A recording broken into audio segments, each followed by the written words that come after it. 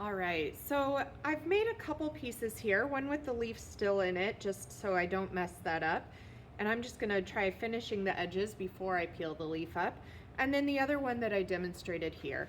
I'm happy with the thickness and just the overall craftsmanship. It's even all the way around. It's about as thick as my pinky, or 1/4 of an inch to 1/2 an inch thick. And I can still see that nice leaf texture in there. Now, the problem I have now is that it's time to start shaping it into the actual final form, which means I want it to be a little bit curved up on the edges. I want it to have a little bit of roundness, but the problem is it's too wet right now. So I don't want to really fuss too much with the edges until it gets a little more leather hard, because then it will preserve that texture and I won't mess it up too much. The other problem is if I try to even bend these corners up, they're just gonna flop back down because it's too wet. So you could either set it aside, set a timer for yourself, give it 10, 15 minutes, come back, feel it, check it, see if it's a little bit drier than it is now.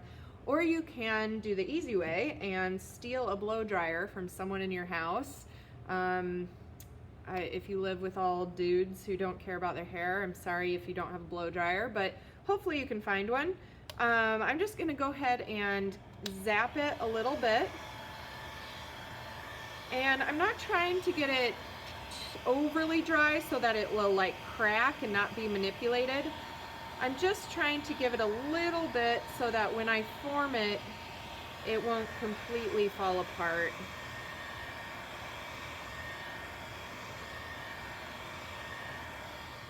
All right, so I just gave it a little bit of on the back, a little blow drying, and on the front, just enough to stiffen it up that I can shape it and it won't just flop and ruin my nice texture there. There are a couple ways to shape this into the form that you want. The first way is to just manipulate it with your fingers. And so I'm not paying too much of attention to any edges that might be a little bit rough, because I can smooth those out later with a wet sponge. But what I am going to think about is just using my thumbs and my forefingers to create a little bit of a curve to the edge of my clay piece. Now, if yours flops back down immediately and it won't dry in that curve, you might want to apply some additional supports.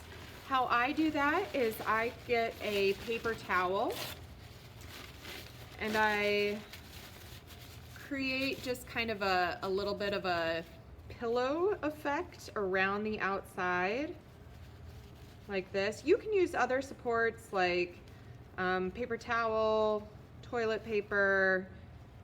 Now, however this is gonna dry is the shape it's going to maintain. So I just wanna make sure I really like how it's looking. I can clean up those edges later. On this one, I really don't love how this aesthetic looks. I'm gonna maybe try to figure out a better solution for that, but right now I'm just focused on the top curve. The other thing that you can do if you have one like this that you want to almost curve like a bowl is you can ball up your paper towel. You can lay your slab down like this and you can gently press around the slab. Now, if you notice that it's cracking here, maybe you hit it a little bit too much with a blow dryer and it's starting to crack. Anytime your clay starts to crack, you need to fix it immediately, and don't just be lazy and let that go, because it's gonna get even worse. So before I do anything else, I'm gonna get a cup of water and my sponge. I don't use a sponge full of water, I just get it damp and squeeze it out. And then I'm just gonna apply a little bit of water to that crack, and I'm just smoothing it as I go. And I'm making sure I like the look of that, but I'm also smoothing down the clay.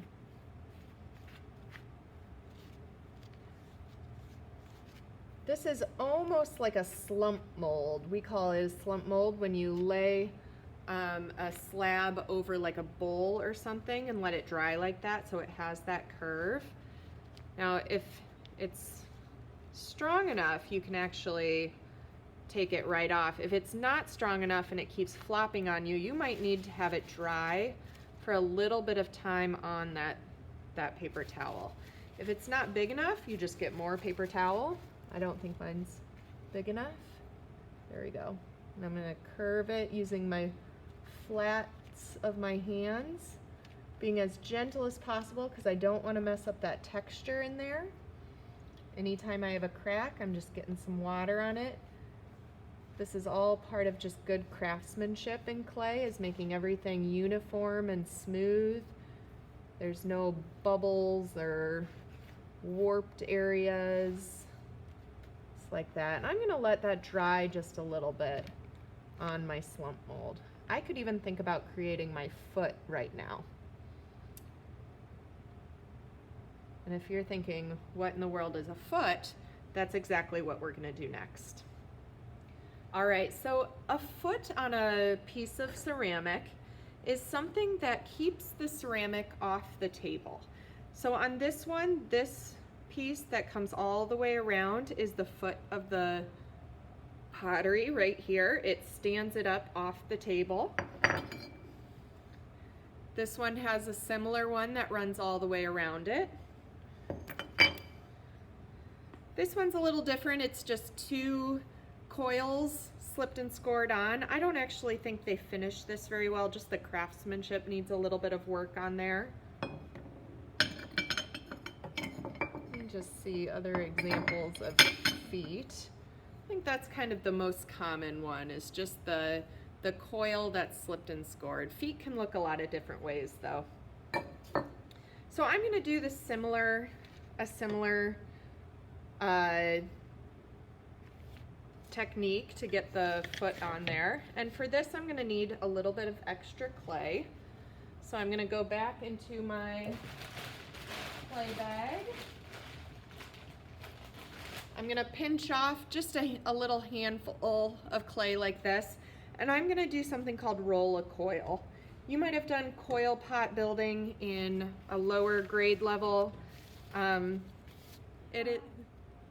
Now, you may have rolled a coil in like elementary school, but we have a pretty high standard for quality of coils. When I take my piece of clay, the first thing I do is I just kind of get it into a basic hot dog shape to help me start my coil like that. The second thing I do is clear off an enormous space, way more than you think you'll need, to roll your coil. Because I'll show you the thing that drives me the most crazy is when kids roll coils, they have all these materials around and then they just go like this. And they go back and forth. And then it just gets really thumpy and uneven and it doesn't work at all. So what you need to do is you need to stand up. You need to use your whole arms going up and down. And I roll from my wrist all the way down here to all the way to the tips of my fingers. You're rolling the entire way.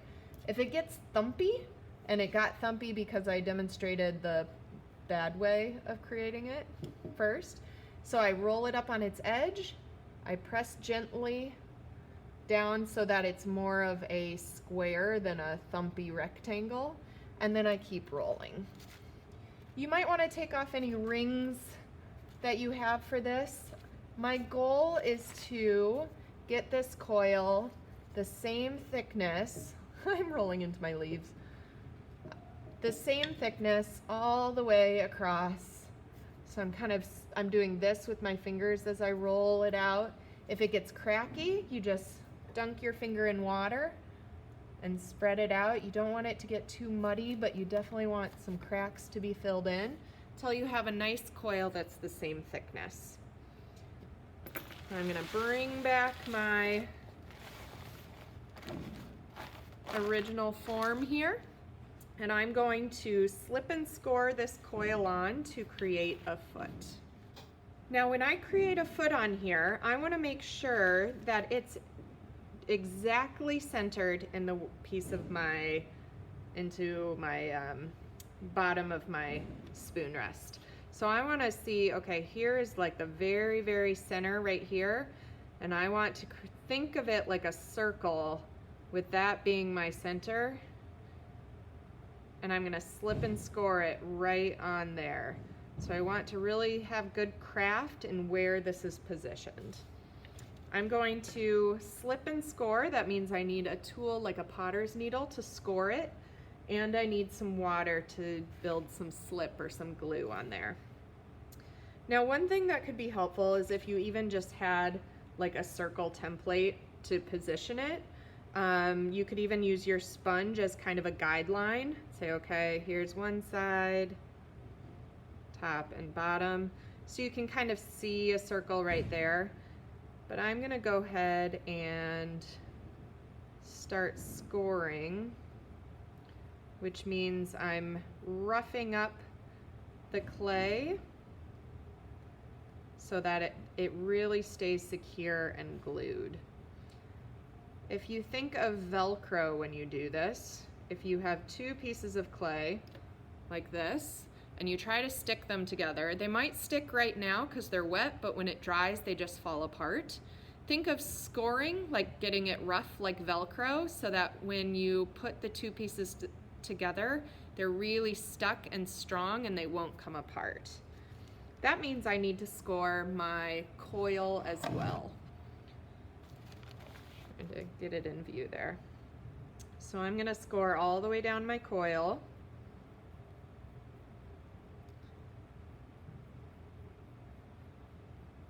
Creating that rough edge on here. And then I'm going to get some water and add that to the rough edge right where they join. I'm going to place my coil as neatly as I can around like that. I'm trying to get it centered and even. And one trick for having these come together at the same joint is to cut through both, being careful not to cut into the form, and then removing these. And then this side fits perfectly together. And then I'm going to do something called blending, which just means moving the top layer of clay to make that edge as nice as possible. I'm going to try to smooth down any score marks. I don't want to see any score marks along there. Getting it in the right position. Now, one thing I can do now is just think about how I like my foot to be. Do you like having that look like a coil on top of here, or would you rather blend your edges down to make the foot look like it goes directly into the bowl? So I'm going to show you how that looks. So I could either leave it like this, but it looks slightly unfinished. If you want to blend, you take your thumb edge, you put it right on the half of the coil, and you just start pushing that clay down